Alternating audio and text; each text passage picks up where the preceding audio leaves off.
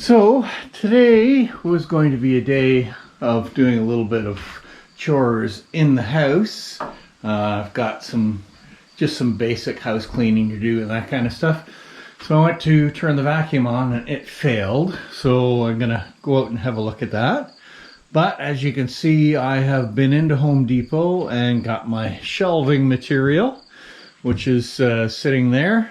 So we're going to leave it just for the time being, and I'm gonna see if I can go get the vacuum running again. What a nuisance. So there's the vacuum I've got an issue with. You can hear the generator running in the background, so I've got the lights going and whatnot to make it easier to see things to work on. So this is kind of a cute design. When I first looked at it, I didn't think there was any way to actually split it apart along its seams. It almost looked like it was glued, but I've now pried the hubcaps off of here and I have found some screws that are back in behind the wheel, so that should allow me to take everything apart. So it's just going to be a matter of digging around, finding the screws and getting the stupid thing split apart.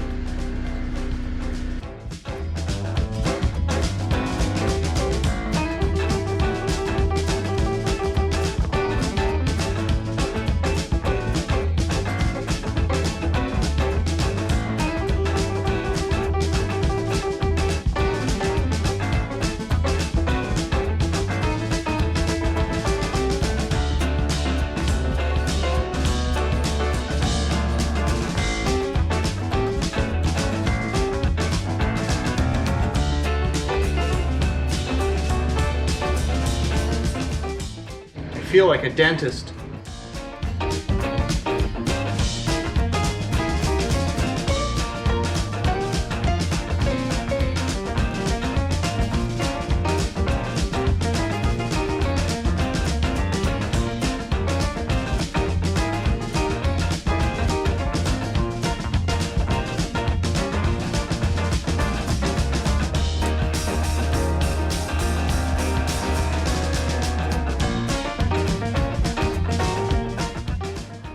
So I've traced this problem down to what looks to be a bad connection on this circuit board. We'll plug it in and see what happens.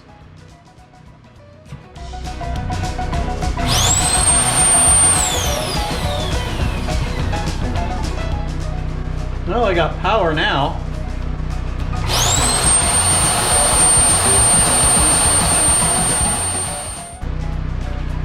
That's weird. I'm going to fasten the circuit board back down and we'll see what happens then.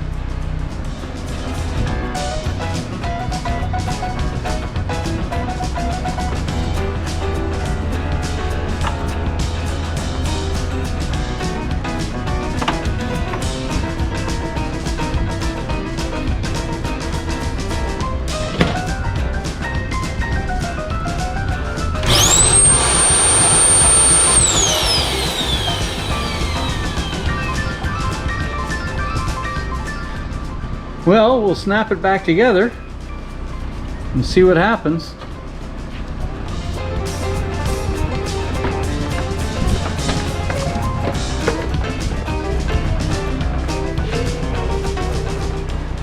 Well, I got the two halves back together. Let's see if it'll still work.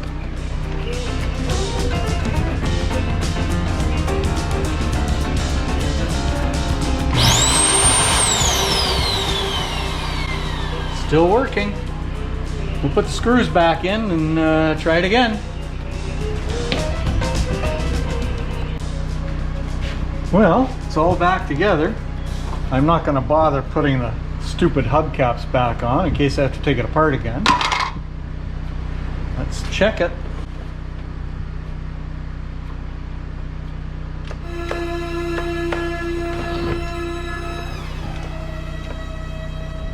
I don't believe it.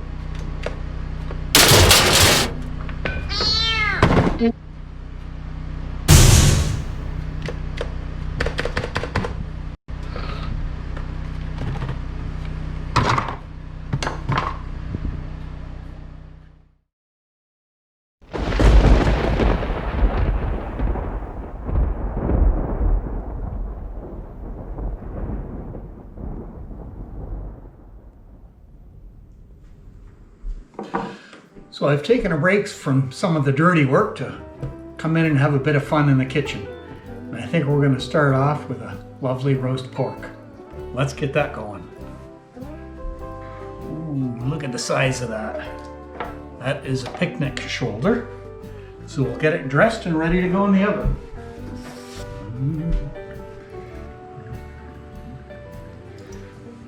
I like to give it a good sprinkle with a Clubhouse steak seasoning.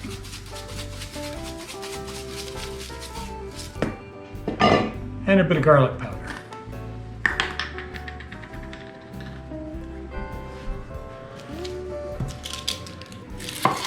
So to help make for a nice gravy and some nice flavor, I'm going to throw in a big hunk of onion on all four sides of it here.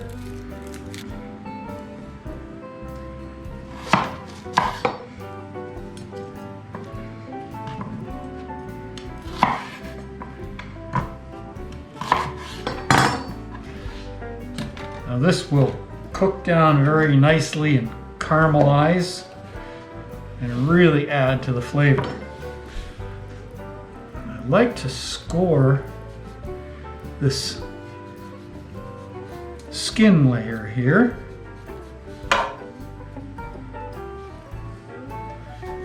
into squares.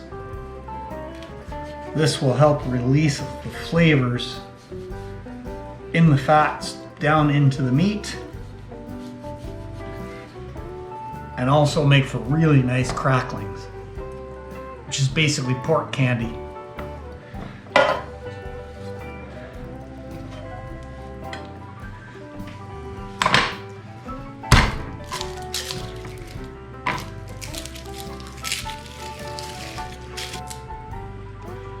The other thing we're going to add to this is some garlic slivers.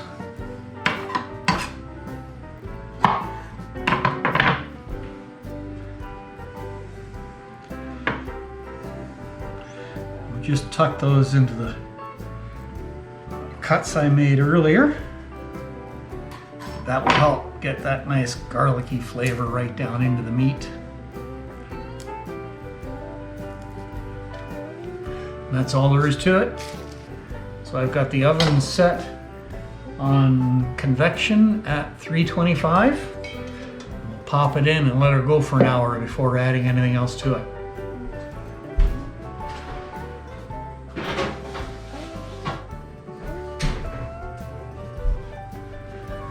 All right, we'll clean up from this and then move on to some sourdough preparation.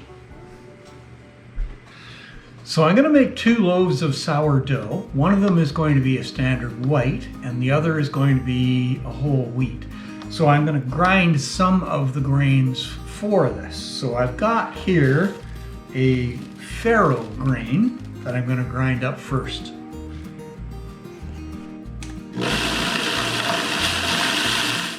So that's all ground and ready to go.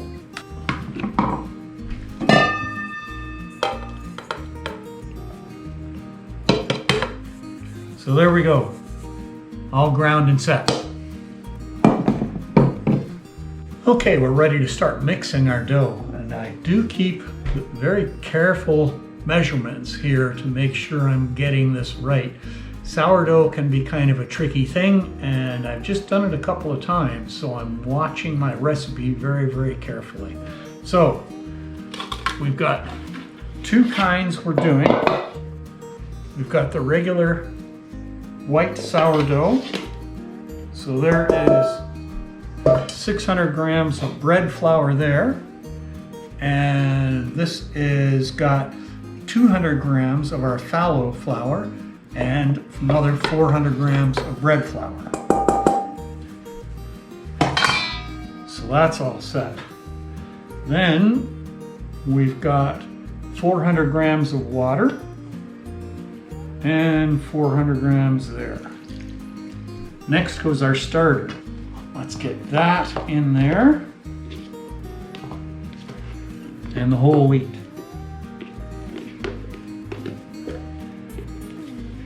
This is a nice mature starter. I've had it going for a few months now. All right, let's mix them up.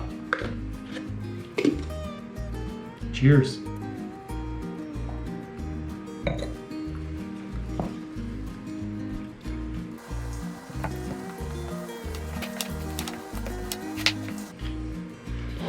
All right, there we go. I'm gonna cover these up and let them sit for half an hour.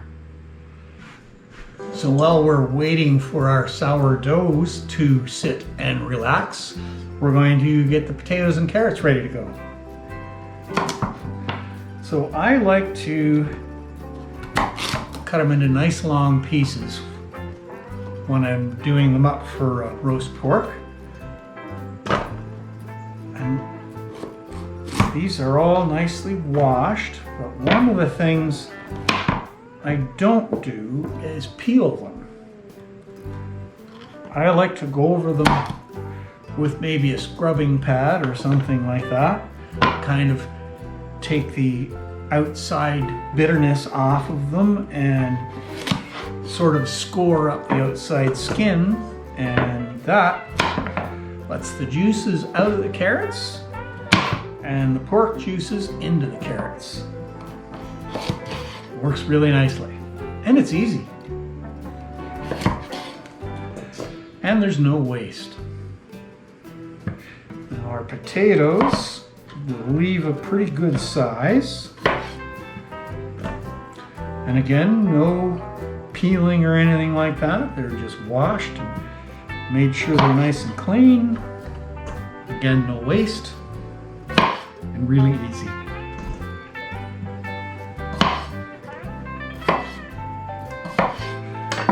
Now, you just need to oil them and season them. Because this is a pork roast, I don't usually use olive oil on the potatoes or the vegetables, because olive oil I think is a little too strong. You don't want to take away or partly disguise the taste of your pork.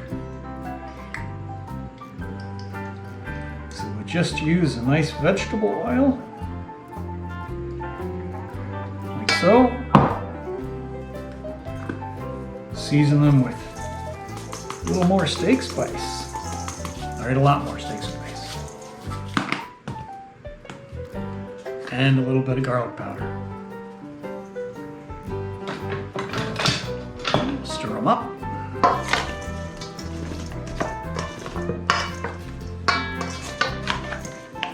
There we go. How easy is that? All right, let's get our roast out and see how it looks.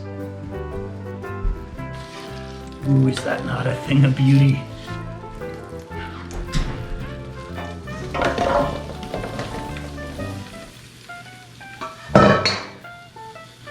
So you want your roast cooking at least this size anyway, for at least an hour before you add your carrots and potatoes. Otherwise, the carrots and potatoes will end up very, very overcooked.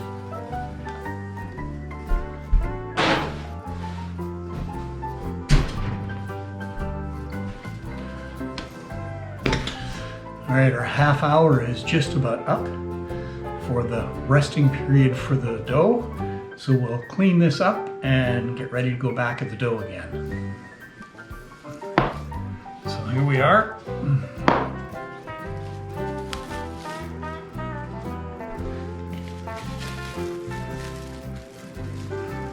Looks very good.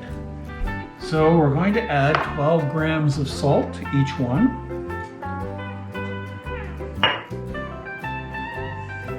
Now the recipe I'm using calls for a splash of water on top of the salt. I don't really know what that means. So I'm going to try 8 grams of water.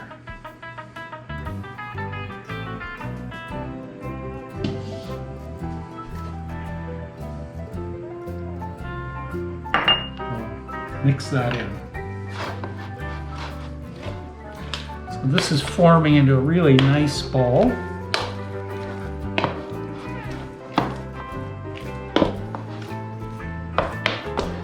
That looks good. Same thing for this one. All right, that looks good. So the professionals use stainless steel or marble, that type of thing. I'm just going to use melamine. A lot cheaper. It's nice and clean and smooth. So this is a long process.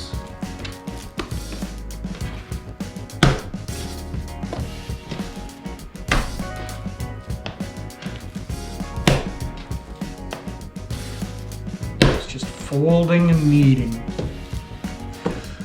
All right, our sourdough is now resting for about 4 hours, and our roast has been in for about an hour and a half. So it's time to give it a check and a basting here. So let's get it out. Okay.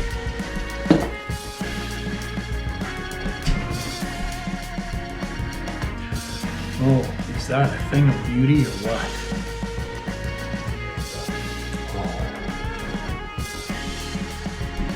So our dough has now sat overnight in the fridge. I've got it in the bowls here in front of me. I've got 2 pans set up here with parchment paper on them. So what I'm going to do is flip my bowls out onto the parchment paper. I'm then going to sprinkle them with flour, and I have to score the top of them, as you normally see on a lot of sourdoughs. Okay, here we go. So this is the white bread.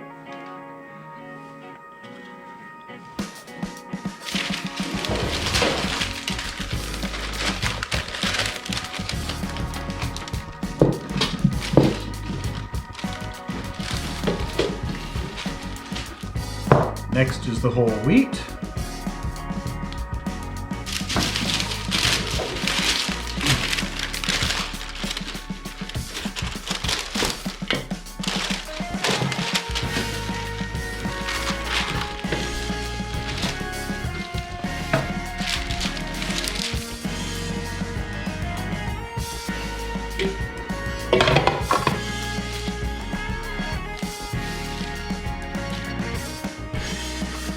Looks good.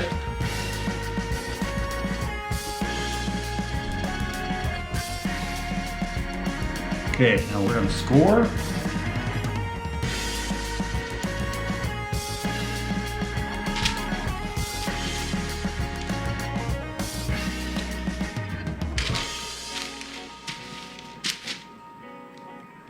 You can see that outside layer opening up as I score it.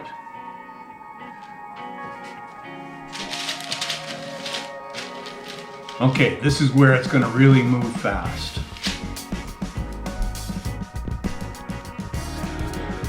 Okay, here we go. Pots are coming out.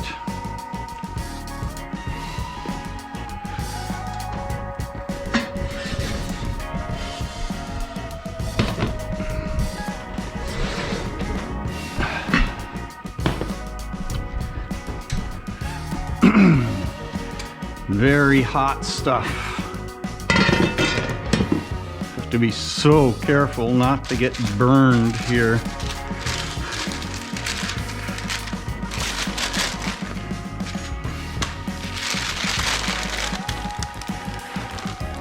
Whoops, I forgot to flour them.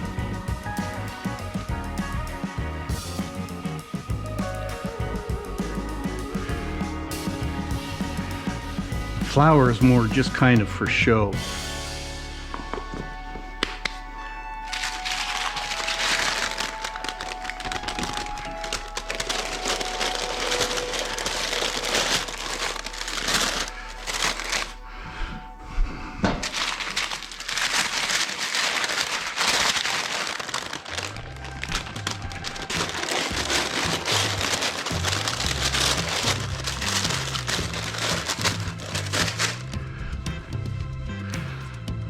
Okay, here we go.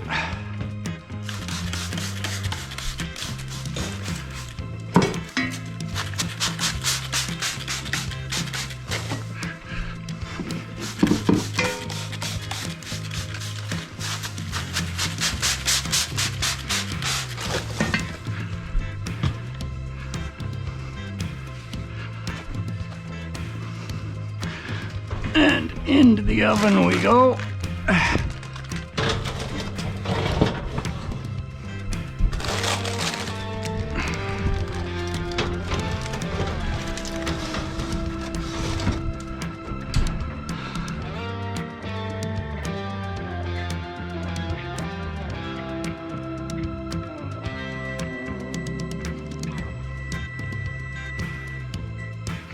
Okay, here we go.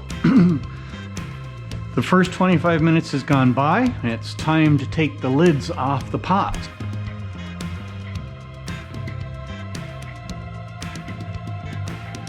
Okay, let's see what we've got in here.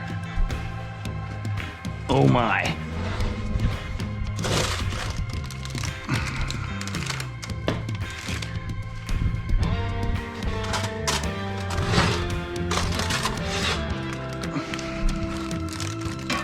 Well, that looks pretty good.